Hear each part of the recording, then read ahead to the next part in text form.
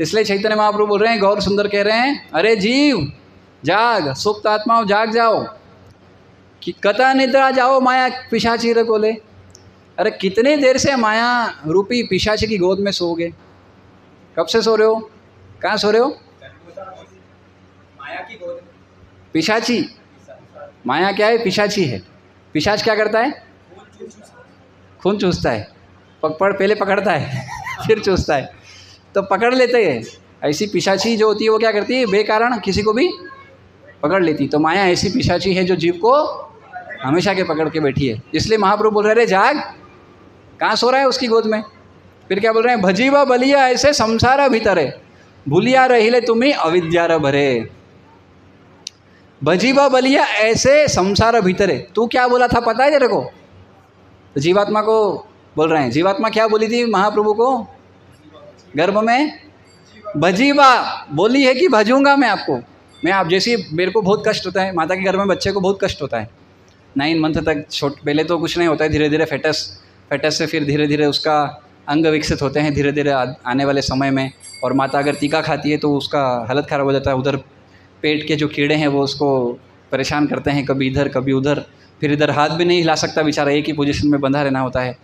बहुत कष्ट आता है उसको। बोलता है भगवान मेरे को इधर से निकालो, आपका भजन करूँगा, ऐसा प्रार्थना करता है। तो महाप्रभु बोल रहे हैं, याद दिला रहे हैं भक्तिविनोद ठाकुर इस सॉन्ग में कि महाप्रभु बोल रहे हैं तू क्या प्रार्थना करके आया है? भजीवा बलिया ऐसे संसार भीतर है। बोले तुम संसार में लाओ मेरे को, मैं क्या करूँगा? जल्दी लाओ, भी परेशान हो रहा हूँ मैं। तो फिर ठीक है जल्दी लाते हैं तुमको। तो आया तो क्या हुआ? तो तू इस जगत में यह कहते हुए आया था, हे मेरे भगवान मैं आपकी आराधना व भजन अवश्य करूँगा। लेकिन क्या हुआ? भूली बार रहीले तुम्हें अविद्यार भरे। लेकिन क्या हुआ? जैसे ही जगत में आए तो क्या हुआ? अविद्या ने पकड़ लिया, अविद्या रूपी माया ने पकड़ लिया, और उसमें फंस के जो प्रॉमिस किया था वो भूल गए। तो भूलिया रहीले तुम्हें अविद्यार भरे, अविद्या से भर के तुमने क्या किया? जो प्रॉमिस किया था उसको भूल गए। तो फिर क्या करें? तो फिर बोल रहे हैं तुम्हारा लईते आमी हईनो बता। अरे बोले मैं आता किसके लिए हूँ? मैं आया किसके लिए हूँ? अरे तुमको लेने के लिए मैं इस जगत में स्वयं आया हूँ। किसको लेने के लिए? एक एक को, सबको लेने के लिए आए भगवान। इस जगत में आते हैं एक एक को पर्सनल ले जाने के लिए। तो तुम्हारा लईते आमी हईनो अवतार, अरे तुमको ले जाने के लिए ही तो मैं आया हूँ इधर उधर से। हाँ, और फिर क्या बोलते हैं? आमी बिना बंधु आर के अच्छे तुम्हार। अरे मेरे अलावा कौन बंधु है तुम्हारा? इसलिए कुछ लोग बोलते हैं दीन बंधु दीनानाथ मेरी डोली तेरे हाथ। अभी जो करना है करने का, लेकिन हम तो वो भी नहीं बोल रहे।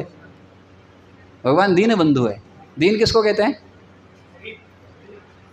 तो उनके भी बंधु है, हर एक के बंधु हैं भगवान। तो इसलिए बोल रहे हैं आमी बिना बंधु आर क्या अच्छे तुम्हारा, मेरे अलावा तुम्हारा कौन है? तो अतः तुझे लेने के लिए मैं स्वयं ही इस जगत में अवतरित हुआ हूँ। अब तू स्वयं विचार कर कि मेरे अतिरिक्त तेरा बंधु सच्चा मित्र अन्य कौन है? तुम्हारा मित्र कौन है मेरे अलावा? कोई है क्या? क्यों?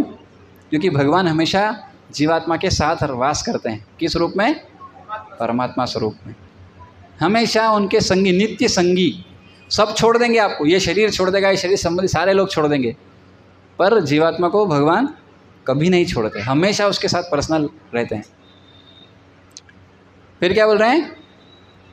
एनेची औषधि माया नाशी बारे लागी।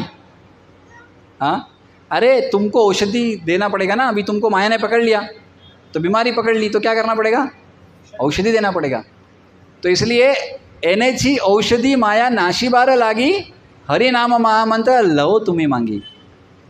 तो माया के रूप का जो रोग है इसको नाश करने के लिए क्या लाया हूँ? क्या औषधि लाया हूँ? हरि नाम महामंत्र लेके आया हूँ। और अभी क्या करने का है? हाँ, तो तुमसे निवेदन कर रहा हूँ, कृपया हरि नाम मांग लो मेरे से, हरि नाम ले लो मेरे से, कृपया मुझसे महामंत्र मांग ले।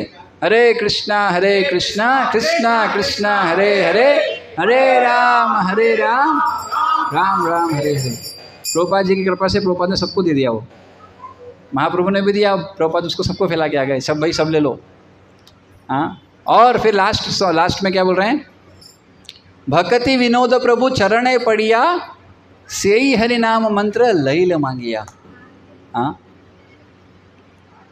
तो श्रील भक्ति विनोद ठाकुर बोल रहे हैं, भक्ति विनोद प्रभु चरणे पड़िया।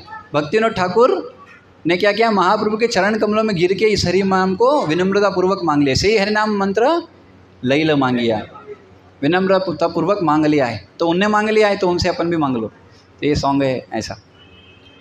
तो बहुत अद्भुत सॉन्ग है एक्चुअली हरि नाम के ऊपर। तो चलिए ओ हम लोग मंगलाचरण करते हैं, फिर आगे बढ़ते हैं। ओम अज्ञानतिमिरान्धस्य ज्ञानाञ्जनशलाकया चक्षुरुन्मिलितं येन तस्मै श्रीगुरवे नमः। श्रीचैतन्यमनोभीष्टां स्थापितं येन भूतले स्वयं रूप कदा मह्यं ददाति स्वपदान्तिकम्। वन्देऽहं श्रीगुरो श्रीयुतपदकमलं श्रीगुरून् वैष्णवांश श्रीरूपं साग्रजातं सहगणा रघुनाथान्वितं तं सजीवं साद्वैतं सावधूतं परिजनसहितं कृष्णचैतन्यदेवं श्रीराधाकृष्णपादान् सहगणा ललिता श्रीविशाखान्वितांश। नमो विष्णुपादाय कृष्णप्रेष्ठाय भूतले श्रीमते भक्तिवेदान्ता स्वामिन्निति नामिने। नमस्ते सारस्वती देवे गौरवाणी प्रचारिणे निर्विशेष शून्यवादी पाश्चात्यदेशतारिणे। हे कृष्णा करुणा सिंधो दीनबंधो जगत्पते गोपेश गोपिका कांता राधा कांत नमोस्तुते। तप्त कांचना गौरांगी राधे वृंदावनेश्वरी वृषभानुसुते देवी प्रणमामि हरिप्रिये। वाञ्छाकल्पतरुभ्यश्च कृपा सिन्धुभ्य एव च पतितानां पावनेभ्यो वैष्णवेभ्यो नमो नमः। जय श्री कृष्ण चैतन्य प्रभु नित्यानंद श्री अद्वैत गदाधर श्रीवासादि गौर भक्तवृंद। हरे कृष्णा कृष्णा कृष्णा हरे हरे, हरे राम राम राम हरे हरे। हरे कृष्णा।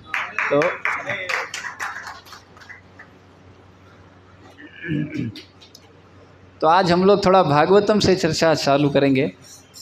और तो भागवतम में छठे स्कंद में एक बहुत सुंदर प्रसंग आता है, इंद्रदेव से संबंधित है वो प्रसंग।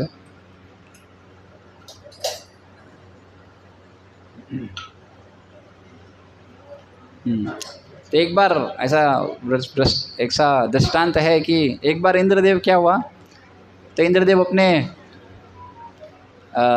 हॉल में थे। क्या था वो? सुधर्मा हॉल, सुधर्मा और वोट। तो उसमें थे और अप्सराओं का डांस देख रहे थे। और उधर उनके गुरुजी आते हैं। कौन आते हैं? तो कौन है उनके गुरु? बृहस्पति आते हैं। अरे बृहस्पति आते हैं और इंद्र देख लेते हैं लेकिन इतना ध्यान नहीं देते हैं। देख लेते हैं लेकिन इतना ध्यान नहीं देते हैं। आए हैं तो बृहस्पति देखते हैं कि क्या हो रहा है। अच्छा ये बच्चे लोग आ गए, इनका क्लास। बच्चे लोग जाइए नीचे, क्लास है आपका, आ जाओ। छोटे छोटे बच्चे सब जाओ नीचे, सबका नीचे क्लास है, जाइए। छोटे छोटे बच्चे सब जाइए।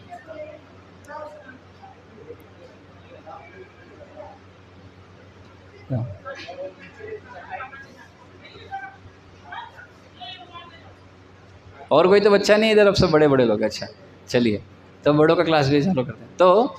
तो इंद्र जब आते हैं, तो बृहस्पति जब आते हैं तो इंद्र उनको देख के सम्मान नहीं करते हैं। और इंद्र के बृहस्पति कौन है? देवों के गुरु हैं, देवताओं के गुरु कहलाते हैं। ऐसे असुरों के भी गुरु हैं। बताओ, असुर लोग होते हैं लेकिन उनके भी गुरु होते हैं। तो गुरु सबके होते हैं। अब लेकिन प्रश्न ये है कि वो देवों के हैं कि असुरों के हैं। तो गुरु का काम क्या है? हाँ, गु शब्दस्य अंधकारस्य रु शब्दस्य तत्व निरोधक। तो गुरु का मीनिंग क्या है शास्त्र के हिसाब से? गुरु शब्द का व्याख्या क्या है कि गु शब्द से अंधकार से और रु शब्द से तत्व निरोधक, यानी जो जीवात्मा को उसके अंधकार से, उसकी अवज्ञा, अविद्या, इससे निकालते हैं। क्या देते हुए? तत्व से। सिर्फ ऐसा नहीं बस दे दिया, बोल दिया ऐसा कर लो वैसा कर लो, तत्व से उसका खत्म करते हैं उसको, वो कहलाते हैं गुरु। तो बृहस्पति जब आते हैं तो इंद्र देख लेते हैं लेकिन सम्मान नहीं करते हैं, और बृहस्पति ये बात ऑब्जर्व कर लेते कि इन्होंने क्या किया, सम्मान नहीं किया। तो क्या गुरु को सम्मान की इच्छा होती है? नहीं, ऐसा इच्छा नहीं था बृहस्पति को, पर फिर क्यों ऐसा हुआ? फिर ये शिष्टाचार है, ये सामान्य शिष्टाचार है। हाँ, ये वैष्णव एटिकेट है, सदाचार है ये कोई भी वरिष्ठ क्या बोलते हैं आते हैं, और विशेष रूप से जब गुरु हैं। एक और बात मैं बोलता हूँ आपको, बहुत इंपॉर्टेंट है ये एक्चुअली, इसमें बहुत लोगों को कन्फ्यूज़न है क्या करना चाहिए क्या नहीं करना चाहिए। हम भक्ति रसामृत सिंधु में पढ़ते हैं 64 वर्जनीय अपराध। उसमें क्या है? उसमें एक बताते हैं कि भगवान के सामने किसी और को प्रणाम नहीं करना। ठीक है, भगवान के सामने किसी और को प्रणाम नहीं करना और किसी और का प्रशंसा ये सब नहीं करते हैं, है ना। तो लेकिन हम लोग तो मंदिर में प्रणाम करते हैं भगवान के सामने, भगवान के अलावा किसी और को प्रणाम करना नहीं चाहिए, लेकिन हम लोग तो करते हैं। करते कि नहीं? तो करना चाहिए कि नहीं? तो क्योंकि कॉन्ट्राडिक्टरी लग रहा ना, बोले कि भगवान के सामने किसी को प्रणाम नहीं करना चाहिए भगवान के अलावा, तो लेकिन हम तो करते हैं। तो करना चाहिए कि नहीं चाहिए? तो फिर शास्त्र गलत बोल रहे क्या? हाँ, शास्त्र गलत बोल रहे हैं, तो फिर करना चाहिए कि नहीं? भक्त तो कर सकते नहीं। मंदिर में भगवान के विग्रह के सामने किसी को प्रणाम नहीं करना चाहिए, सिर्फ भगवान को या जो आपके गुरु हैं उनको, बस। इसके अलावा किसी और को प्रणाम नहीं करना चाहिए, अपराध है वो। क्या समझ रहे हो भगवान क्या है? कितने अपराध सहेंगे? तो भक्ति रस सिंधु में इसलिए लिख दिया है गुरु गोस्वामी पाद ने कि भैया भगवान के सामने किसी को प्रणाम नहीं करते। हाँ, लेकिन अगर कोई गुरु हैं, आपके गुरु हैं, तब उनको प्रणाम कर सकते हैं, बाकी किन्हीं को भी प्रणाम भगवान के सामने नहीं करते हैं। तो फिर कब करते हैं? हाँ, नहीं, शिक्षा गुरु है तो आपका संबंध कितना है उनसे, वो प्रश्न है ना। आपके सच में है क्या वो गुरु, शिक्षा गुरु? हाँ हाँ, तो तत्व एक है ना, तत्व एक है, तो ये दीक्षा गुरु को करने का, शिक्षा गुरु को फिर आवश्यकता नहीं, ऑलरेडी हो गया ऑफर। हम जब प्रणाम करते हैं वैष्णव को तो क्या सबको अलग अलग करते हैं क्या? सारे वैष्णव आ गए, सारे वैष्णव एक साथ हो गए। लेकिन हाँ, गुरु हैं तो फिर गुरु को प्रणाम करना चाहिए, लेकिन भगवान के सामने सिर्फ दीक्षा गुरु को प्रणाम करना चाहिए, शिक्षा गुरु को भी एक्चुअली नहीं करना चाहिए, सिर्फ और सिर्फ दीक्षा गुरु बस। और वो भी सिर्फ अपने, बाकी दीक्षा गुरु उसको भी हैं, महाराज हैं, ठीक है, सब हैं, सम्मान, लेकिन भगवान के सामने फिर उनको नहीं। तो इंद्र जब इस तरह से अपराध किए तो क्या हुआ? ये गुरु और अवज्ञा हो गया। तीसरा हरिनाम में अपराध है क्या? हाँ, तो किसको हम प्रणाम नहीं करते हैं? भगवान को कर रहे हैं, गुरु को कर रहे हैं भगवान के सामने, बाकी किसी को तो नहीं कर रहे हैं। तो फिर तो इस दृष्टि से क्या हुआ? उनका अपराध हो जाता है। और जब वो अपराध होता है तो क्या होता है? बृहस्पति गायब हो जाते हैं वहाँ से, वहाँ दिखते नहीं उनको बृहस्पति। अब वो देखते हैं कहाँ गए, क्या हुआ, और सारा विचार करने के बाद भी बृहस्पति उनको कहीं मिलते नहीं हैं। तब गुरु के प्रति अपराध हो गया। और इस कारण से क्या होता है पता है? इस कारण से क्या हुआ? और एट द सेम टाइम क्या हुआ? दैत्यों ने अपने गुरु शुक्राचार्य को प्रसन्न कर दिया, उनकी आराधना करके खुश हो गए वो। और उन्होंने बोला कि अभी उन्होंने अपराध किया है, अभी जाके उनके ऊपर आक्रमण कर दो, हार जाएंगे लोग। तो शुक्राचार्य के बोले अनुसार बलि महाराज गए और लेके सारे दैत्यों को लेके क्या किए? आक्रमण करे, और सब इंद्र विंद्र सबको पराजित कर दिए, सबको भगा दिए। अभी स्वर्ग किसका? बलि महाराज आ गए और सब लोग आ गए स्वर्ग में। और क्यों हुआ ये? क्योंकि अपराध किया किसने? इंद्र ने। किसके प्रति? और क्या अपराध था? सिर्फ देख के उनको वो नहीं किया। और इसी तरह का एक अपराध ऑलरेडी करा था एक क्या बोलते हैं, एक बार बलराम जी जब युद्ध नहीं करेंगे बोल के थोड़ा भ्रमण पे गए, तो वहाँ पर उस असेंबली में रोमहर्षण सुत कथा कर रहे थे बैठ के, और उधर से बलराम जी आए, और बलराम जी आए तो सब खड़े हुए, रोमहर्षण सुत खड़े नहीं हुए। यद्यपि बलराम जी कौन है? आदि गुरु है, वो तो ओरिजिनल गुरु है, तो उनके सम्मान में खड़े नहीं हुए। तो बलराम जी देख लिए इसको अहंकार है, लेकिन बलराम जी अभी प्रॉमिस करके आए थे किसी को मारूंगा नहीं, तो क्या करेंगे? तो उन्होंने घास का दिन काटा और फेंका, वो मर गया उधर ही रोमहर्षण सुत। इतनी बड़ी कथा चल रही थी और उधर ही मार दिया उसको। क्यों मार दिया? तो ये सोचिए इतना भयंकर अपराध होता है। तो इंद्रदेव ने जब इस तरह से अपराध किया तो उनका सब चला गया, राज्य वगैरह सब चला गया। और बाद में फिर क्या होता है, इनको बताते हैं कि आप जाइए त्रिसरा, जिनके 3 सर हैं, त्रिसरा भी कहते थे उनको, उनके पास जाइए और उनसे आप यज्ञ करवाइए, और वो यज्ञ के कारण से क्या होगा, आपको फिर से आपका राज्य मिल जाएगा। ठीक है, तो उन्होंने बुलाया, यज्ञ करवाया। अब जब यज्ञ कराया तो क्या होता है, ये त्रिसरा जो थे, त्रिसरा, इनका एक और नाम था, मैं त्रिसरा ये नाम याद आ रहा है, जिससे थोड़े फेमस थे ये, त्वष्टा। त्वष्टा 3 सर और 3 तरह से बांके ऐसे थे, ये त्रिसरा त्वष्टा कहते थे उनको। तो वो जब आए और यज्ञ करवा रहे थे, अब हुआ क्या, ये पिताजी की तरफ से देवताओं के साथ संबंधित थे, लेकिन माता की तरफ से असुरों से संबंधित थे। तब हो क्या रहा था, अब एक की तरफ से युद्ध तो ये यज्ञ नहीं कर सकते, तो यज्ञ करा रहे थे ओम इंद्राय स्वाहा, लेकिन धीरे से बोल रहे थे ओम दैत्याय स्वाहा। उच्चारण नहीं कर रहे थे, लेकिन दे रहे थे, उनकी भी आहुति नाम की दे रहे थे।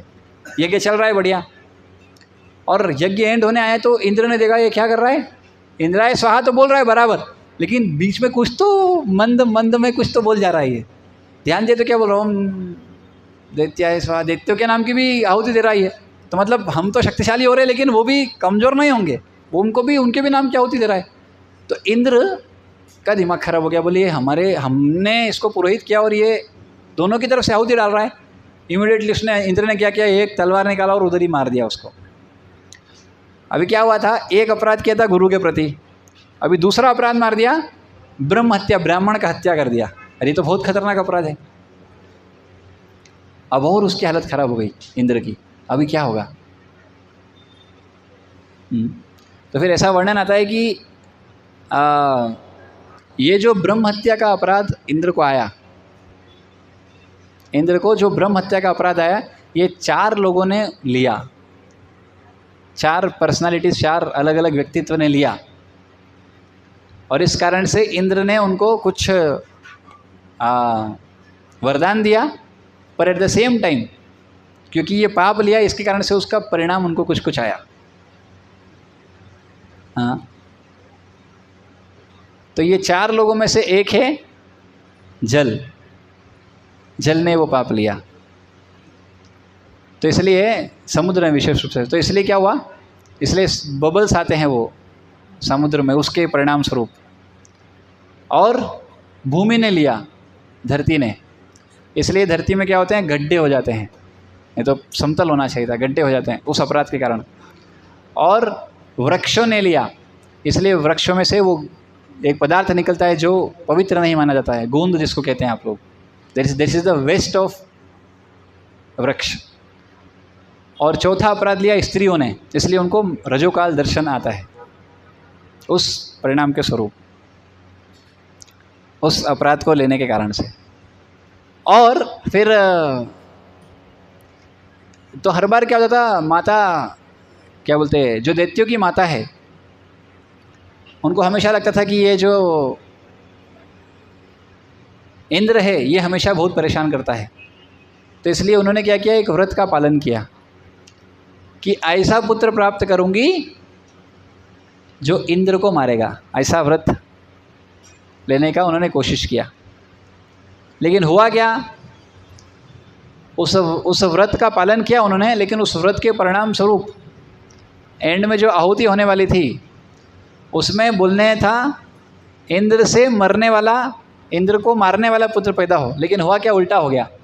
इंद्र से मरने वाला पुत्र पैदा हो गया और उसका नाम था वृत्तासुर। सुना है नाम वृत्तासुर? ये वृत्तासुर कोई साधारण व्यक्ति नहीं है, ये वृत्तासुर भगवान के महान भक्त हैं चित्रकेतु महाराज। आप लोग की कहानी नहीं सुने क्या? भागवतम पढ़े नहीं क्या आप लोग? सुने नहीं कभी कथा वथा भागवतम सब कथा? अच्छा, ये सुनाते ही नहीं? हाँ, क्या करें, सुना ही नहीं होगी। ये भागवतम के 6ठे स्कंद के अंतर्गत ये आता है दृष्टांत। तो हुआ क्या, तो चित्रकेतु महाराज भगवान के बहुत महान भक्त हुए और वो ऐसे ट्रैवल कर रहे थे और क्या देखते हैं कि शिवजी माता पार्वती को गोद में लेके भागवत कथा कर रहे हैं। और जब ये देखते हैं तो थोड़ा सा हंसी आता है उनको, ये ऐसा सिर्फ और सिर्फ शिवजी ही कर सकते हैं, इतने बड़े वैरागी हैं शिवजी। तो कोई नहीं तो कोई साधारण बात है कि अपनी पत्नी को गोद में बैठ के और भागवत कथा करना, और उससे कुछ प्रभाव नहीं पड़ रहा उनको, शुद्ध कथा। तो ये देख के चित्रकेतु महाराज थोड़ा सा मुस्कुराए, हंसे। और जब ऐसा हंसे तो पार्वती देवी ने क्या देखा, ये हंस रहा है। हाँ, इस स्थिति को देख के हंस रहा है और उन्होंने श्राप दिया। बोले कि तुम हंसते हो इस तरह से, अपमान किया है तुमने, इसलिए तुम क्या करो, असुर बन जाओ।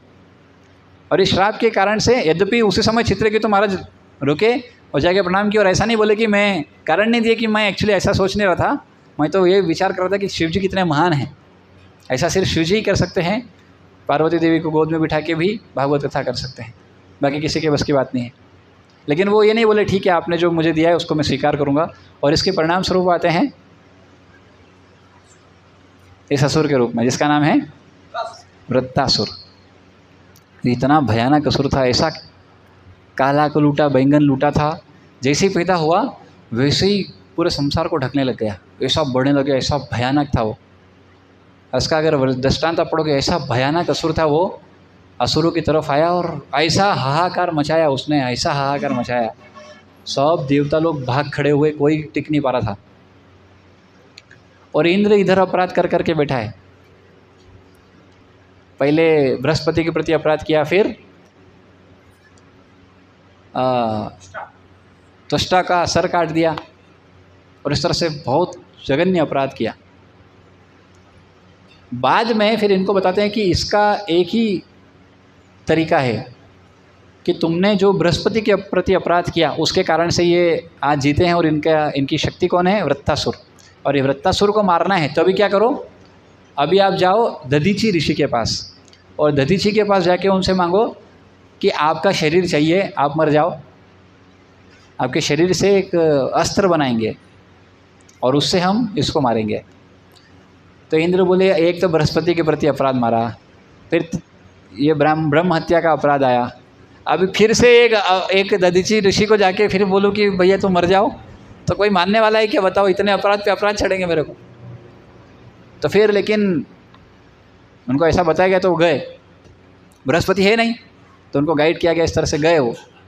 और जब जाते हैं तो फिर दधीची को बोलते हैं एक्चुअली ऐसा ऐसा हाहाकार मचा है, देवताओं का गद्दी चला गया है, इसलिए आपके शरीर से जो हड्डियाँ निकलेगी वो हड्डियों से हम वज्र बनाएंगे, और उस वज्र से इस वृत्तासुर का वध होगा। तो दधीची बोले मैं क्यों दूँ अपना शरीर, ऐसा बोलते हैं। बोले अरे ये तो पासा पलट गया, उधर से बताया गया था कि दे देंगे, तो मैं क्यों दूँ भाई, तुम मेरे को क्या होगा, ऐसा बोले। वो मजाक कर रहे थे। बोले नहीं नहीं, तो भगवान का इच्छा है बिल्कुल। और उस समय अपना शरीर त्यागते हैं, और उनके शरीर से जो हड्डियाँ होती है उस हड्डियों से एक वज्र का निर्माण होता है, और वो जो वज्र होता है वो फिर इंद्र को मिलता है। और इंद्र जाता है, अब बोले अब मार के आता हूँ इसको। हाँ, तो जब मारने गया तो वृत्तासुर में बता ना कैसा खतरनाक असुर है, ये तो भगवान के महान भक्त हैं एक्चुअली। वृत्तासुर के पास युद्ध करने के लिए आए, और इंद्र ने एक वज्र खींच के मारने का कोशिश किया ही था कि वृत्तासुर ने ये घुसा मारा। इंद्र के पास एक हाथी है जिसको बोलते हैं ऐरावत। ये कब निकला, ये समुद्र मंथन जब हुआ था उसमें से ऐरावत निकला, तो ये इंद्र ने रखा। तो इंद्र ऐरावत के समेत इंद्र गिर गया धड़ाम करके, और वज्र गिर गया दूर। अब इंद्र का दिमाग खराब, बोले यार इतना पाप कर कर के एक अस्त्र खड़ा किया, बोले वो अस्त्र भी फेंक दिया एक घूसे में इसने, अभी क्या करेंगे? बहुत कठिन स्थिति था। और इंद्र तो इच्छा ही छोड़ दिया, बोले क्या मार पाऊंगा इसको, वज्र था, वज्र के साथ भी कुछ नहीं कर पाए, क्या होगा? तो फिर वृत्तासुर वहाँ आता है, बोले उठा वज्र उठा, मार मेरे को, जल्दी मार। और वृत्तासुर उत्साहित कर रहा है किसको? इंद्र को, भाई मार मेरे को, मार जल्दी मार, मैं मर जाऊंगा और भगवत धाम जाऊंगा। तो इंद्र बोले ये असुर है कि कौन है, ये कौन सा व्यक्ति मरना चाहता है, बोल रहा है कि मारो मारो। बोले तुम्हारा प्रयास फेल हो गया, लेकिन ये वज्र का प्रहार वेस्ट नहीं होगा, मार, बिल्कुल मार। लेकिन इंद्र तो डर रहा है, बोले अरे यार, ऐरावत बोल रहा है, बोले कहाँ मालिक, कैसा चुन लिया मैंने, मैं मेरी रक्षा भी नहीं कर पा रहा है, बताओ, वो एक मारा मैं ही गिर गया, और ऐरावत के नाक से और मुंह से खून निकलने लग गया, बहुत डर गया ऐरावत। बोले मैं नहीं आऊँगा इसके साथ। बोले यार अपने वाले व्यक्ति को तो बचाना चाहिए, ये खुद बच नहीं पा रहा है, मेरे को क्या बचाएगा? तो ऐरावत डर रहा था, लेकिन वृत्तासुर बोल रहे बिल्कुल चिंता मत करो, ये भगवान ने ऐसा बोला है, भगवान की वाणी से आया है, ऐसा बिल्कुल मेरा मृत्यु होगा, चिंता मत करो, जाओ आप उठाओ वज्र। तो फिर से जैसे जैसे करके इंद्र वज्र नहीं उठा रहा था, तो बोले तू नहीं उठाएगा तो फिर मैं तेरे को मार दूंगा। फिर डर रहा है, अरे यार, बोले मार देगा, चलो फिर से प्रयास करते हैं। फिर उठाता है और फिर जाके मारता है, तो एक हाथ कट जाता है, एक हाथ चला गया, दूसरा आता फिर, लेकिन बोले यार ये क्या हाथ वाथ मारा, सीधा मारना, लेकिन ये ऐसे नहीं करेगा, तो फिर एक और मारा घूसा, फिर गिर गया इंद्र दूर। अब तो इंद्र तो आज ही छोड़ दिया, बोले ये इतने बड़ी, लेकिन एक उसको शक्ति आया कि यार क्या हुआ, एक हाथ तो कटा है, थोड़ा सा उत्साह आया कि नहीं नहीं नहीं जाके मारता हूँ अभी। फिर उठाया, फिर मारता है, और फिर क्या होता है, वृत्तासुर गिर जाता है। और ऐसा बताते हैं कि वृत्तासुर का गला काटने के लिए इंद्र को 1 साल लगता है। मतलब समझ लो कितना जाइजेंटिक वो वृत्तासुर होगा, उसको काटता है। लेकिन यहाँ पर वृत्तासुर की प्रार्थनाएं बहुत अद्भुत भागवतों में बताई गई है, किस तरह से वृत्तासुर प्रार्थना करते हैं। तो कई बार ऐसा लगता है कि ये असुर है, लेकिन हो सकता है भगवान के महान भक्त रहे हो। पर चूंकि अभी हम तो पुराना नहीं जानते, हम तो अभी का देखते हैं, प्रेजेंट देखते हैं ना, देखो अभी तो ये असुर है, हमारा परेशान कर रहा है, इस तरह से कष्ट दे रहा है। पर हमको ये भी समझना चाहिए कि ये हो सकता है कर्म फल से ऐसा स्थिति आता है, कर्म फल से ये स्थिति आता है। उदाहरण के लिए जैसे हम लोग भी हैं, तो हम लोग भी किसी को कई बार मारना नहीं चाहते या कुछ ऐसा कष्ट देना नहीं चाहते, पर कई बार ऐसा वृत्ति है हमारे अंदर कष्ट देने का या कुछ तो करने का। तो ये समझना चाहिए कि ये कर्म फल से है, पिछले जन्म में कुछ ऐसा कर्म है जिसके फलस्वरूप आज ये स्थिति है। तो परीक्षित महाराज से सुखदेव गोस्वामी से परीक्षित महाराज एक प्रश्न पूछते हैं 5वें स्कंद के अंत में कि जीवात्मा दुख क्यों झेल रहा है। क्या लगता है आपको, व्यक्ति दुख क्यों झेल रहा है? आप में से किसके जीवन में दुख है? अच्छा, गलत प्रश्न पूछा, किनके जीवन में दुख नहीं है? हाथ उठाइए। दुख नहीं है, कोई दुखी नहीं है आपके जीवन में, और आप भगवान के पास जाके भगवान दुख दो, थोड़े दुख क्या होता है थोड़ा पता लगे हमको। दुख नहीं है हमारे जीवन में। कोई जाता है मांगता है, दुख मांगते हैं माता जी? कौन मांगता है दुख? भगवान से दुख दो भगवान, बहुत सुखी हूँ मैं, क्यों इतना सुख है मेरे जीवन में, थोड़ा कष्ट दो, थोड़ा 1-2 हार्ट अटैक आ जाए, थोड़ा एक्सीडेंट हो जाए, तो मांगते हैं ऐसा? कोई नहीं मांगता। हाँ तो यद्यपि हम लोग कभी भगवान से दुख नहीं मांगते, पर दुख आता है। सुख मांगते हैं तो क्या मांगने से आता है? तो ये सुख और दुख बेसिकली क्यों आता है?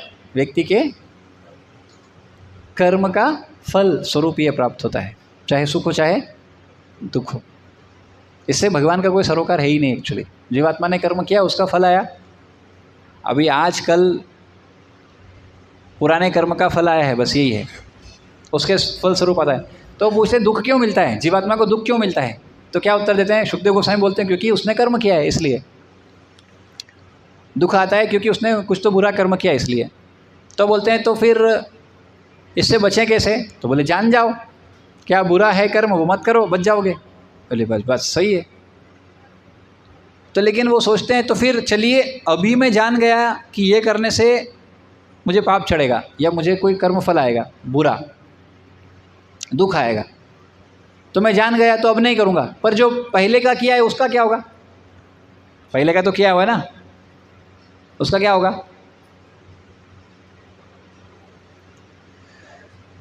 तो सुखदेव गोस्वामी बोलते हैं कि उसके लिए प्रायश्चित करना होगा। क्या करना होगा? प्रायश्चित करना होगा। तो बोले ठीक है, पुराने वाले का प्रायश्चित करेंगे और नया नहीं करेंगे। पर फिर वो बोलते हैं लेकिन हम जानते हैं पर फिर भी तो कर्म ऐसा व्यक्ति करता है जीवात्मा, जिससे उसको फिर कर्मफल आता है।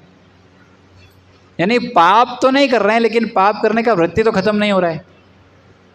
पाप तो नहीं करना चाह रहे हैं लेकिन पाप करने का वृत्ति तो है, टेंडेंसी तो है, कुछ ना कुछ झोल करने का, कुछ गड़बड़ करने का, ये सब तो है, ये तो नहीं जा रहा है। तो फिर जब ये प्रश्न पूछते तो सुखदेव गोस्वामी बोलते उनके प्रश्न को, परीक्षित महाराज के प्रश्न को ग्लोरीफाई करते हैं। बोलते क्या प्रश्न पूछा है आपने, बहुत अद्भुत प्रश्न पूछा है। क्योंकि ये प्रश्न आप अकेले का नहीं है, ये सब लोग पूछते हैं। ये पाप करने की वृत्ति कैसे ख़त्म हो, ये गड़बड़ करने का जो भाव हमारे अंदर है, चीटिंग करने का जो भाव है, ये कब खत्म होगा? तो कोई भी साधारणतया कोई व्यक्ति है तो उसमें ये 4 दोष होते हैं। क्या है वो 4 दोष? ब्रह्म प्रमाद, विप्रलिप्सा और करना पाठव। मतलब IICC इसको इंग्लिश में बोलते हैं शॉर्टकट में, इम्परफेक्ट सेंसेस। हमारी इंद्रियां अपूर्ण हैं। तो चूंकि इंद्रियां अपूर्ण है इसलिए हम क्या करते हैं? अपूर्ण इंद्रियों से क्या करते हैं? हाँ, इम्परफेक्ट सेंसेस होने से क्या होता है? इल्यूजन आता है, भ्रमित होते हैं। क्या होते हैं? क्योंकि हमारी इंद्रियां परफेक्ट नहीं हैं इसलिए हम भ्रमित होते हैं। और भ्रम में होने के कारण से क्या करते हैं? भ्रमित होकर व्यक्ति क्या करता है? कमिट मिस्टेक्स, गलतियां करता है। और गलतियां करने के बाद कौन जाके बोलता है हाँ मैंने किया है, मेरे को पकड़ लो? कोई नहीं। तो गलती करने के बाद क्या करते हैं? उसको चीटिंग प्रोपेंसिटी, छुपाते हैं, उससे झूठ बोलते हैं, नहीं मैंने नहीं किया। तो ये 4 दोष सामान्यतः हर एक जीवात्मा के अंदर पाए जाते हैं। क्या? अपूर्ण इंद्रियां, भ्रमित होना, गलती करना और गलती छुपाना। ये 4 दोष हर एक के अंदर है। तो गलती करना है तो गलती तो कर रहे हैं हम लोग भी। तो इस तरह से अपराध, पाप, ये सब होते रहते हैं। तो कैसे इससे मुक्ति मिले, कैसे इससे छुटकारा मिले, कैसे इससे दूर हों? हाँ, और इसी चीज़ को भगवान गीता में बोलते हैं, भाई कोई कर्म करेगा तो उसका फल आएगा। अगर अच्छा कर्म किया तो अच्छा फल आएगा, और विकर्म किया तो बुरा फल आएगा। कर्म करेगा तो उसका भी फल आएगा, विकर्म करेगा तो उसका भी फल आएगा, और वो फल लेने के लिए उसको फिर से जन्म लेना पड़ेगा। तो ऐसा क्या करें जिससे अभी जो कर्म करे उसका कोई फल ना आए, और जो पुराने कर्म हैं जिसका फल बचा हुआ है वो भी खत्म हो जाए? ऐसा क्या करें? तो भगवान गीता में बोलते हैं अकर्म करने का। क्या करने का? अकर्म। अकर्म का अर्थ क्या है? अकर्म मतलब ऐसा कार्य जिसका कोई फल ना हो, और एट द सेम टाइम जो पुराने कर्म फल हैं वो भी खत्म हो जाए। क्या? अकर्म मतलब क्या? क्या अकर्म का अर्थ क्या है?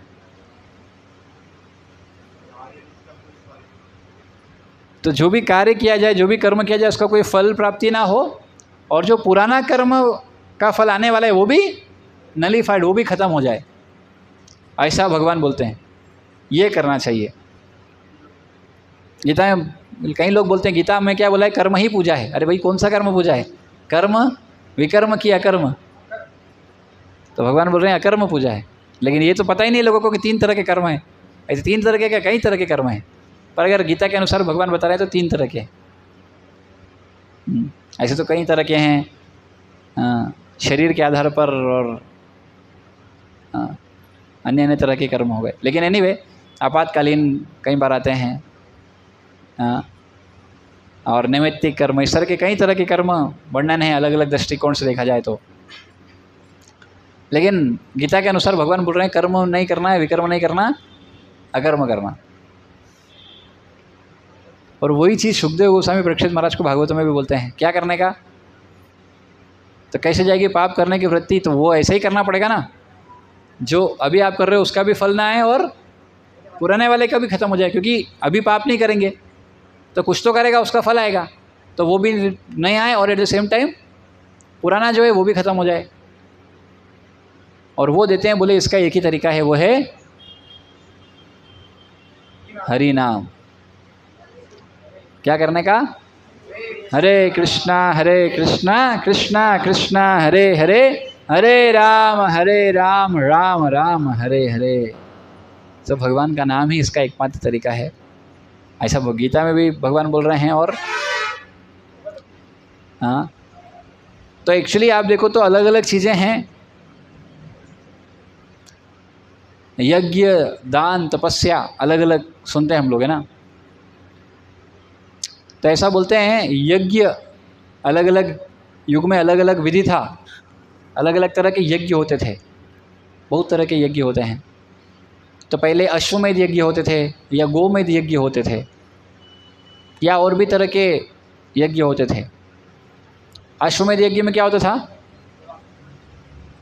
अश्व घोड़े को क्या किया जाता था, आहुति दिया जाता था, और बाद में वो क्या बन जाता था, उसको ह्यूमन शरीर मिलता था, इंसान बन जाता था। इससे क्या पता लगता था कि आपका यज्ञ सफल हुआ।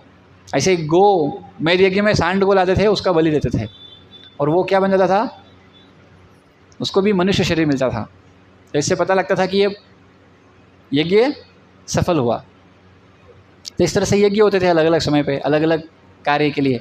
भगवान रामचंद्र को प्राप्त करने के लिए पुष्टि यज्ञ हुआ था, है ना। ऐसे अन्य अन्य तरह के यज्ञ होते हैं। कोई भी पाप किया हुआ है तो उसके लिए, उसके निवारण के लिए भी कुछ यज्ञ संस्तुत किए गए शास्त्रों में। अन्य अन्य जो भी समस्या हुआ उसको ख़त्म करने के लिए कुछ न कुछ यज्ञ का वर्णन है।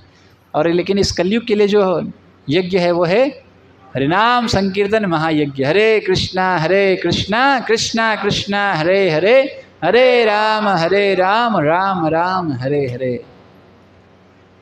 और इस यज्ञ के लिए अग्नि जलाने की भी आवश्यकता नहीं है, बस मुख से निरंतर हरि नाम लेने का और कान से इसको श्रवण करने का, बस। और दान के बारे में ऐसा बताया जाता है, जब हम दान करते हैं तो क्या होता है, ये जो दान होता है, जब हम किसी को दान करते हैं तो ये दान क्या करता है, अगले जन्म में हमको रिटर्न आता है। क्या होता है बताओ, ऐसा कोई चीज़ देखी है आपने, अभी दे रहे अगले जन्म में रिटर्न आएगा। हाँ, और उसमें भी वर्णन है कि अगर आपने सही, एकदम सही व्यक्ति को ज्ञान दिया है, पूर्ण ज्ञान में दिया है, सात्विक रूप से, पूर्ण रूप से सात्विक अगर दिया है, एकदम ब्राह्मण को या वैष्णव को दिया है, तो फिर उसका लाखों गुना रिटर्न आता है अगले जीवन में। और अगर कोई साधारण व्यक्ति को दिया जो इतना लायक नहीं है उसके लिए, तो फिर वो भी कुछ हजारों गुना। और फिर भी लेकिन अगर आपने एकदम ही निठल्ले व्यक्ति को दे दिया तो वो उतना का उतना रिटर्न आ जाता है। मतलब दान दे रहा है कोई तो ऐसा नहीं है कि उसको कोई नुकसान है, हमेशा फ़ायदा है, लाभ है। इसलिए दान और यज्ञ और एक और क्या है, तपस्या, अलग अलग तरह से तपस्या। अल्टीमेटली तपस्या का उद्देश्य तो वही है, वॉलंटियरली थोड़ा सा कष्ट लेना भगवान की प्रसन्नता के लिए।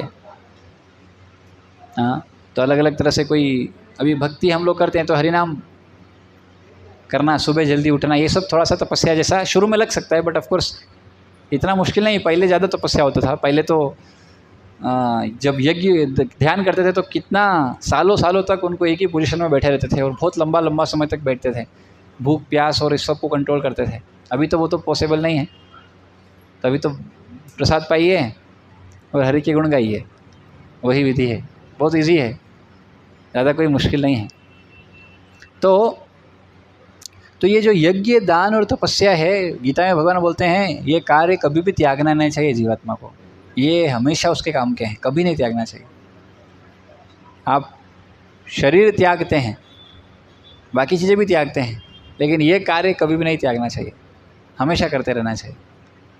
यज्ञ, दान, तपस्या। हाँ, तो गलत जगह दान दिया ना, इसलिए गीता में भगवान बोलते हैं 3 तरह के दान हैं, सात्विक दान, राजसिक दान और तामसिक दान। सात्विक दान मतलब क्या है, आपने पूरी तरह से ज्ञान में वो दिया है, सही उद्देश्य के लिए दिया है, सही व्यक्ति को दिया है। राजसिक दान मतलब क्या है, आपने कुछ रिटर्न की इच्छा से दिया है, काम जिसमें कुछ रिटर्न की इच्छा है, मैं दान दे रहा हूँ, कुछ मिलना चाहिए, ये भावना है, वो राजसिक दान है। और तामसिक दान मतलब न देने वाले को पता है किसको देना चाहिए, न लेने वाले को पता है इसको कहाँ उपयोग करना चाहिए, तो तामसिक दान है। जैसे कोई व्यक्ति है, उसको प्यास लग रहा है, जब आप देख रहे हो पानी तो नहीं है, दारू है, दारू ही पिला दी, तो दान दिया, लेकिन ये दान क्या है, ये तामसिक दान है। या भला उसको लग रहा है भला किया, लेकिन एक्चुअली उससे उसका क्या हो रहा है, उसकी गति नीचे जाएगी, अच्छा नहीं है ये।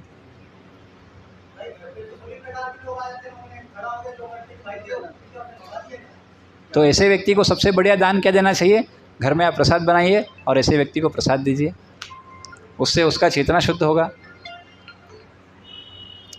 तो ये इस तरह से देश काल परिस्थिति के अनुसार वो जानना चाहिए कब क्या कैसे देना चाहिए, पर देना चाहिए।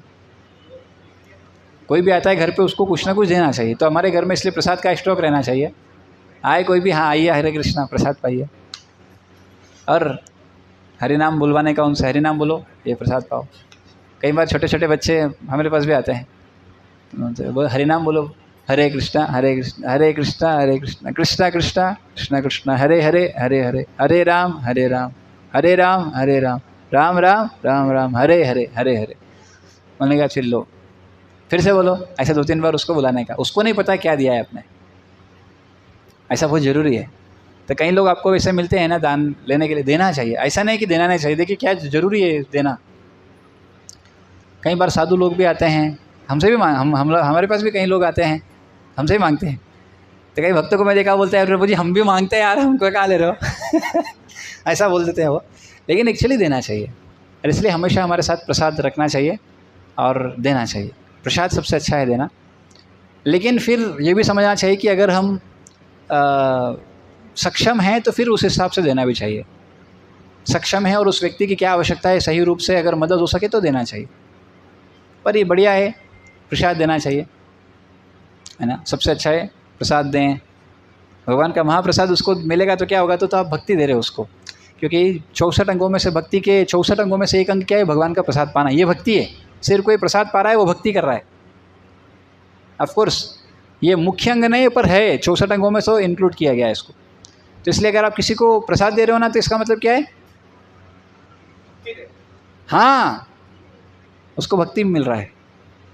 आप किसी को नाम दे रहे हो तो बहुत बड़ी बात है, तो सीधा भक्ति है। वो तो 5 प्रमुख अंगों में से एक है।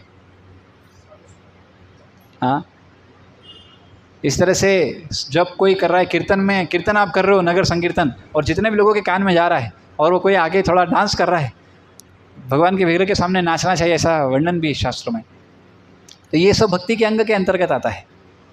एकादशी का पालन करना, हाँ, या इस तरह से कथा करना, ये सब भक्ति के अंतर्गत है, संकीर्तन के अंतर्गत है। अरे ये करते रहना चाहिए, त्यागना नहीं चाहिए। तो इसलिए हाँ, एक श्लोक तो वही लिखा, देखिए, दातव्यमिति दद्दानम दीयतनु कारिणे देशे काले च पात्रे च तदनम सात्विक उत्तम। कर्तव्य पूर्वक बिना किसी प्रतिफल की आशा के उचित समय स्थान पर तथा योग्य व्यक्ति को दिया गया दान सत्वगुणी माना गया है। ये इसके आगे पीछे आपको मिलेगा तमोगुणी दान क्या है और रजोगुणी दान क्या है। 17वां अध्याय पढ़ेंगे, इसमें ही आता है, दान से संबंधित विषय आता है। देखिए इसमें लिखा है, किसी प्रतिफल की आशा के बिना, यानी कुछ रिटर्न के लिए इच्छा के बिना, कर्तव्य पूर्वक यानी आउट ऑफ ड्यूटी कि देना चाहिए, मेरा धर्म है, उस भाव से, और प्रतिफल की इच्छा के बिना, और उचित समय, सही समय पर, ऐसा नहीं कभी भी दे रहे हैं, उसका भी समय है कब देना चाहिए, और सही स्थान सही जगह पर देना चाहिए, और योग्य व्यक्ति, ये सब कंडीशन को फुलफिल करते हुए जब देता है तो वो सात्विक दान है। हाँ, और प्रतिफल की आशा से जब देता है दान तो वो राजसिक है। काम वासना से जो भी चीज़ दी जाती है वो हमेशा रजोगुण से आती है। और तामसिक मतलब जिसका किसी कुछ ज्ञान ही नहीं होता है, बस देना है लेकिन कहाँ देना है पता नहीं। और ये दान के संदर्भ में दो व्यक्तियों के बारे में वर्णन आता है। एक आता है युधिष्ठिर महाराज और एक आते हैं कर्ण। लोगों को लगता है कर्ण बहुत अच्छा है, कर्ण का बहुत गुणगान करते हैं लोग। कर्ण कितना अच्छा था, उसके साथ अन्याय हुआ, उसके साथ घोर अन्याय हुआ, उसके साथ ये हुआ, उसके साथ वो हुआ, ऐसा सही कई लोग वर्णन करते हैं, है ना। दानवीर कर्ण है, सही बात है, दानवीर है। और ऐसे ही अभी वो खाटू श्याम बाबा हैं, खाटू श्याम बोलते हैं लोग। अरे उनका सिद्धांत क्या है वो किसी को नहीं पता है। भारत में एक बहुत बड़ा समस्या है, लोग शास्त्र पढ़ते नहीं है, इसलिए जो मार्केट में नया आता है उनको भगवान बना देते हैं। तो कुछ सालों पहले साईं बाबा भगवान थे, अभी कोर्ट ने ऑर्डर दे दिया स्टे कि भैया अभी वो भगवान नहीं है। कोई गुरु मानना चाहे मान सकते हैं, वो तो शास्त्र पहले ही बोल रहा है, कोई गुरु के रूप में स्वीकार कर सकते हैं, पर भगवान नहीं है। और अभी ट्रेंड आया खाटू श्याम भगवान है। कौन से शास्त्र में लिखा जा रहा, लेके आओ एक शास्त्र, थोड़ा चर्चा करें। कोई शास्त्र में वर्णन नहीं है। हाँ, कहानी है सुनने को कि भीमसेन और हिडिम्बा, उनसे पुत्र होता है घटोत्कच और मौरवी से पुत्र होता है बर्बरिक। ये बर्बरिक शक्तिशाली है, तो बर्बरिक युद्ध में जाने के लिए जाते हैं तो भगवान उनसे दान में उनका सर मांगते हैं, वही तो वो दे देते हैं। और ऐसा स्टोरी है कि भगवान बोलते हैं कि आज से आपको मेरा नाम मिलेगा, ऐसा कहा जाता है। पर इसका मतलब ये नहीं कि भाई भगवान वही हो गए, कृष्ण हट गए, अभी श्याम जो ओरिजिनल श्याम है वो हट के खाटू श्याम होगा, ऐसा नहीं होता है। ये बहुत बड़ी मूर्खता है भारतवर्ष में जो भी लोग कर रहे हैं उनको अज्ञानता में कर रहे हैं, किसी भी तरह से कर रहे हैं, ये बहुत गड़बड़ है। अभी कल को फिर ऐसे ही कोई बाबा आएंगे मार्केट में, कोई चमत्कार दिखाएंगे, सब भीड़ जाएगी उधर। हाँ, और ये हमारी मूर्खता की पहचान है कि हम शास्त्र नहीं पढ़ते हैं। अरे भगवान कौन है भाई, जानने का कहाँ से मिलेगा। अरे कोई व्यक्ति जानना चाहता है उसके पिता कहाँ है, कहाँ से जानेगा, उसकी माता से। शास्त्र वो माता है जो बताती है पिता कौन है।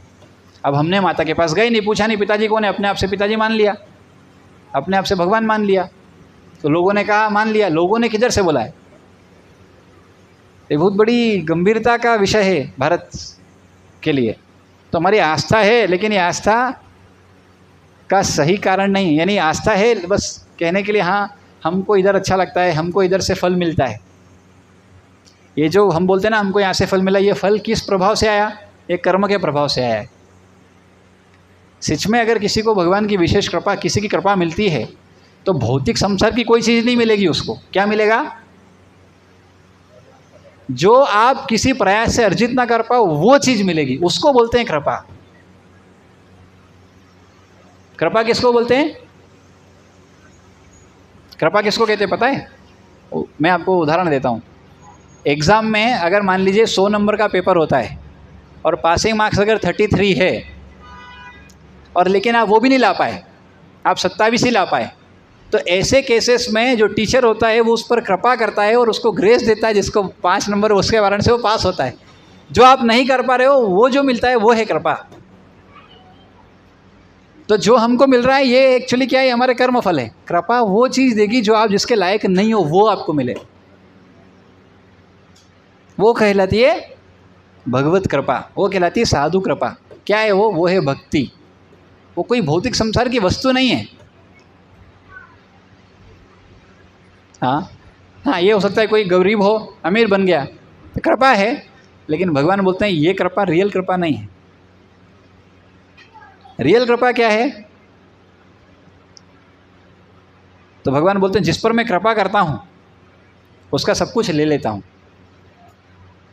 क्या, तो सब डर जाते हैं, अरे भगवान ऐसी कृपा करेंगे सब ले लेंगे। हाँ, सब ले लेंगे, सब भौतिक चीज़ें ले लेंगे जो वैसे भी आपके शरीर के अंत होने पर जाने ही वाली है। आपकी डिग्री हो, आपका फैमिली हो, आपका कोई प्लॉट हो, मृत्यु होगा तो लेके जाओगे। इसलिए आप देखो वैदिक कल्चर में धोती पहनते थे हम लोग, क्योंकि धोती में कोई जेब नहीं है, साड़ी में कोई जेब नहीं है, और जो मरने के बाद वो जो कपड़ा ढाकते हैं उसमें भी कोई जेब नहीं है। क्यों, कोई ले जा नहीं सकते आप। क्या करोगे जेब का? अभी क्या है आजकल ट्रेंड है, जेब ही जेब, जेब ही जेब, जितना जेब उतना चोर जेब से ये जेब वो जेब, कुछ लेके नहीं जा पाएंगे।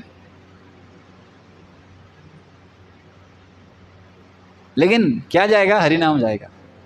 तो भौतिक चीज कुछ नहीं जाएगा, आध्यात्मिक चीज जाएगा। तो जिसलिए अगर किसी को हरिनाम मिला वो विशेष कृपा है।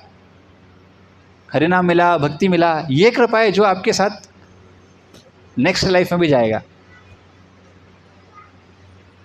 बाकी सब आप में से किसी ने सुना, कोई जा सकता है। एक कहानी सुनाता हूँ मैं आपको, फिर इसके साथ एंड करता हूँ। एक बार क्या हुआ, एक राजा था, बहुत आसक्त था अपने राज से। है मेरा है, मैंने अर्जित किया है इसको, ऐसा विचार था उनको। तो सब लोग बोलते थे, तो वो ध्यान नहीं देता था इतना, बस मेरा है, ऐसा बहुत आसक्ति था। एक साधु आए, साधु ने देखा यार ये राजा कितना आसक्त है अपने राज्य से। तो राजा को बोलते हैं कि मेरे पास आपके लिए दो खबर, एक अच्छी खबर एक बुरी खबर है, बताओ पहले कौन सी सुनाऊं? तो बोले पहले बुरी खबर सुनाइए, फिर अच्छी खबर सुनेंगे, है ना, हैप्पी एंडिंग। तो पहले बुरी खबर सुनाए। अच्छा बुरी खबर सुनाए, तो बुरी खबर ये कि आप 7 दिन में मरने वाले हो। बोले हैं? जैसे उन्होंने सुना 7 दिन में मरने वाला हो तो दिमाग खराब हो गया उसका। बोले इतने जल्दी मर जाऊंगा मैं? फिर प्लानिंग करने लग गया 7 दिन का, क्या करना है, कैसे करना है। अच्छी खबर तो भूल ही गया। तो साधु बोलते अरे अच्छी खबर तो सुनो। बोले अभी क्या बचा अच्छा जीवन में, 7 दिन में मरने वाला हो, क्या अच्छा बचेगा? बोले लेकिन अच्छी खबर। बोले चलिए फिर भी सुना दीजिए, अच्छी खबर क्या है? बोले 7 दिन में मरने वाले हो, लेकिन ये बुरी खबर है, लेकिन अच्छी खबर ये कि मरने के बाद स्वर्ग जाने वाले हो। बोले हाँ क्या बात है, स्वर्ग जाऊंगा मैं? बहुत अच्छा बहुत अच्छा। यानी चलो इधर से तो मरना ही था एक दिन, लेकिन स्वर्ग जाऊंगा, इससे अच्छा क्या हो सकता है, बढ़िया बढ़िया। लेकिन साधु बोलते हैं फिर से 2 खबर है, एक अच्छी खबर है एक बुरी खबर है, बताओ पहले कौन सी सुनाऊं? बोले अच्छा फिर से। बोले बुरी खबर सुनाओ। तो बुरी खबर ये है, तो तुम मरने के बाद स्वर्ग जाओगे, लेकिन स्वर्ग में जगह नहीं बचा रहने का, तो रह नहीं पाएंगे। बोले अरे जब स्वर्ग में जगह ही नहीं है तो मैं रहूँगा कहाँ फिर? तो स्वर्ग जाके करूँगा क्या, कैसे रहूँगा मैं, क्या होगा मेरा? फिर परेशान हो गया, अब क्या करूँ क्या करूँ क्या करूँ। तो फिर अच्छी खबर क्या है? लेकिन अच्छी खबर ये है, यद्यपि स्वर्ग में जगह नहीं है, लेकिन आपको विशेष रूप से एक महल मिलेगा। अरे वाह, उधर भी राजा जैसा ट्रीटमेंट, बढ़िया बढ़िया। हाँ बढ़िया साधु महाराज, बढ़िया बढ़िया खबर था। लेकिन फिर से 2 खबर है, एक अच्छी खबर एक बुरी खबर है। अभी क्या है? तो बोले बुरी खबर ये है, वो जो महल आपको मिलेगा उस महल में बहुत सारे मच्छर हैं। अरे यार मैं भारत के मच्छरों से परेशान हूँ, घर में आके बस जिधर देखो उधर ऊँ करके काट लेता है। उधर स्वर्ग में भी मच्छर मिलेंगे और मेरे महल में मच्छर ही मच्छर है। अरे कैसे सोऊंगा मैं, जीना हराम हो जाएगा मेरा। दिन में तो चलो ठीक है, लेकिन रात में सोऊंगा तो बहुत मच्छर काटेंगे। बोले अच्छी खबर क्या है? अच्छी खबर ये है कि आपको एक मच्छरदानी मिलेगा जिसमें सो जाने का मस्त, तो मच्छर नहीं काटेंगे। अरे वाह बढ़िया है, ये तो बहुत अच्छा है। लेकिन फिर से 2 खबर, एक बुरी खबर एक अच्छी खबर।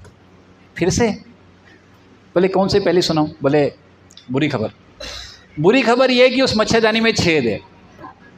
छेद है तो मच्छर आके फिर वही काम करेगा अपना, डंक मारेगा। तो लेकिन अच्छी खबर क्या है? अच्छी खबर ये है कि आप उसको, उस होल को सिल सकते हो।